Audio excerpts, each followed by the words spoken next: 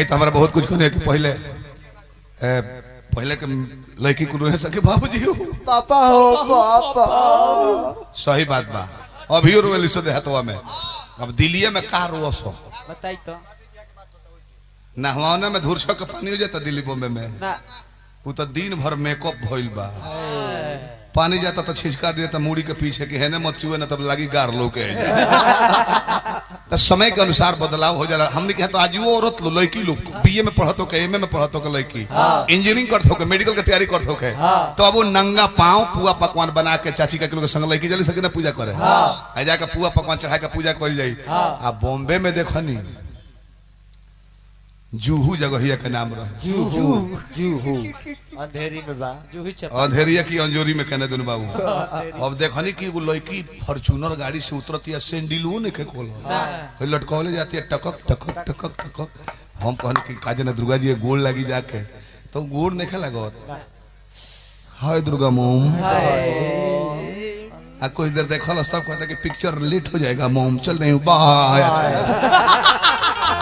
जा तारा बाय हो जावे दादा होला समय के बदलाव होला देहातों में थोड़ा बहुत होता कि ना पहले हर बैल से खेत जोताई चाचा का कहलो हर बैल खड़ा कर दी कोकिया जब खाना लेके जैसे आंचर से तोप के आ कितना श्रद्धा भाव रहे मालिक काका हर बैल खड़ा करके डोनेरे पर खाए लगी है आ कोकिया आंचर से हवा हाकती है हाथना जूठो छोड़ दी है तो मुंह में के दांत मरद देखोस ना हेने मरद हाको तारे हर तो हेने को के खाई की दांत ना लोके धन है बड़की माई काहे बड़की माई कल बुआ मौसा कहता था हर मौसी मुस्मात ना हो जाई जन्नी कितना लाज शर्म रहे पहले पलंग पर बैठ के काका लोग खाई चाहे चौकी पर आ मेहरारू खड़ा होकर बेना हो की है आ मरद तो की है ना मौगी कहो कि नजर से नजर मिली तो डराई ना ये घड़ी के हमने के पढ़ल लिखल एडवांस फैमिली देख ली मौगी खाना दे के तनी अलमारी में कपड़ा सरियावे लगो तले खाइल छोड़ देले बड़े डार्लिंग डार्लिंग नजरे मिलाऊं ना घोटा नहीं रहा है हमने के एडवांस कहा था नहीं जो कहा तो हम पढ़ल लिखल नहीं पहले डर भय करता रहे पहले कम पढ़ा लिखा लोग रहे तो तीन तीन पीढ़ी परिवार एक में रहे बाबा जियो तरह नाती लोग एक में परिवार में आए घड़ी हमने के जितना एडवांस पढ़ लिखे होता नहीं जब बियाह के 2 बरिस बाद तो बांट दे तो बांट लो कोई दिक्कत नहीं है झलन यादव जी हमरा के पुरस्कार दिले बनी 300 रुपए के हार्दिक प्रणाम करते हैं। यादव परिवार जहाँ रही पद प्रतिष्ठा बना रहे पहले मेहरारू लो टुकु टुकु तक रही मर्द खाता रहता तने भर झूठ छोड़ देते परमेश्वर हमें पति देव खा के तोरी जैती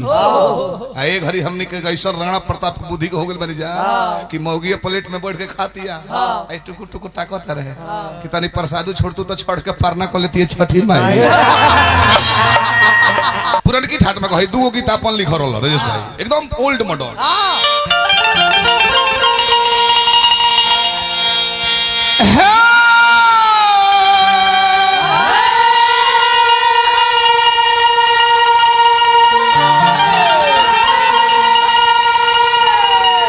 ये पारंपरिक गीत है सुरेश भाई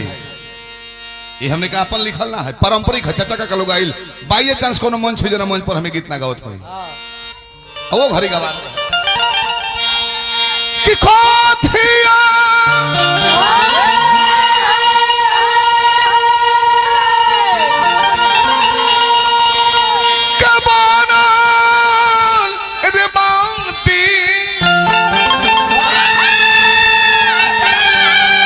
निर्मल और दुर्गा माई की मंदिरी अरे कथी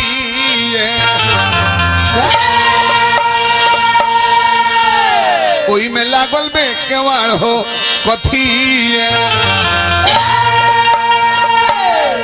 नाले पर बोल निकाल लो पखाउज के कि कथी के बनल माई के मंदिरी अरे कथी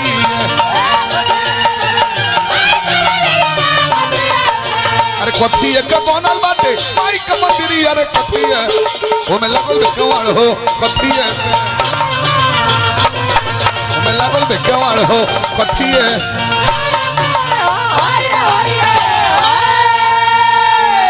तले वो काका खड़ा हो जाए डांड में पखाउज बोलने कहा तो जवाब देब हम प्रश्न उत्तर करी लो कि ओ धाला